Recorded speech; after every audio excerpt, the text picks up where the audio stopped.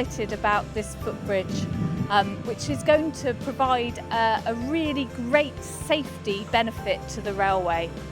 We're looking for a really low-cost footbridge that is going to be easy to put in on site, so that we can remove a lot of our risks on the railway, which are predominantly level crossings. This all came about 5-6 years ago, chatting to a level crossing manager about the problems they have about closing foot crossings. And everything cost a lot of money, a lot of time, and I felt we could do something better. And a lightweight, low-cost bridge would be the way forward. It's a concept that's developed in-house to try and minimise the maintenance costs for assets. So from a design perspective, we're looking at structures that got good durability, low construction costs, low whole life costs, durable, easy to maintain.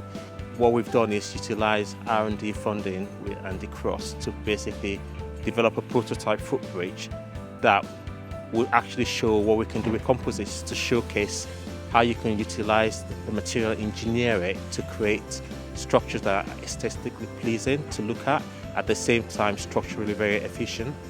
Yeah, one of the key aims of this project was to drive down initial and then long-term costs to the railway for closing crossings. This bridge will allow us to close more crossings and make the railway safer whilst providing a better environment for the communities. So one of the key things when we looked at this bridge was how to make it a nice bridge to use. It should be somewhere you want to walk over and you can see the railway, and it's a lovely experience. So we immediately got rid of those landings and the angular nature and made it open. It flows, people feel safe on it, and you can see the environment. So you're at height, why not see the railway, see the trains going and see what's around you.